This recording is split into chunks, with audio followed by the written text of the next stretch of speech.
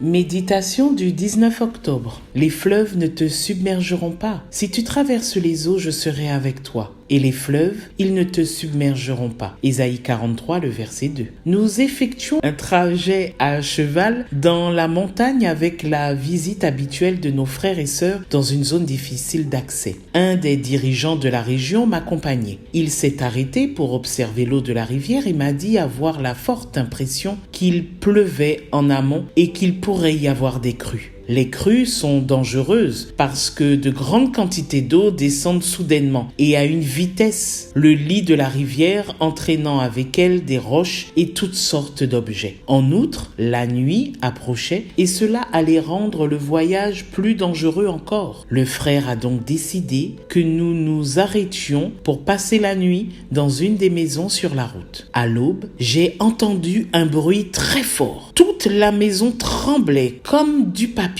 C'étaient les crues. Nous avions pris une sage décision. Le lendemain, nous nous sommes levés et avons résolu de reprendre notre route. Nous sommes montés sur les chevaux et sommes repartis. En arrivant au fleuve, j'ai pu me rendre compte de l'ampleur du flux qui avait déferlé. L'eau était encore plus trouble et son débit était plus intense que d'habitude. Le frère a approché son cheval du rivage et a essayé de le diriger vers l'eau, mais l'animal a refusé d'obéir. Après l'avoir aspergé, il est entré dans la rivière agitée et a nagé péniblement jusqu'à l'autre rive. Puis, mon tour est arrivé. Mon cheval a sauté dans l'eau et j'ai immédiatement senti la quantité d'éléments qui frappaient son corps et ses jambes. Le cheval avançait difficilement. Soudain, à cause de la pression du courant, ma selle s'est détachée et a tourné, me laissant dans l'eau. Je sentais les pierres et les branches me frapper. Je me suis agrippé fortement au ventre de l'animal, mais j'ai senti que je ne pourrais pas tenir et que je risquais de mourir noyé ou emporté par la rivière.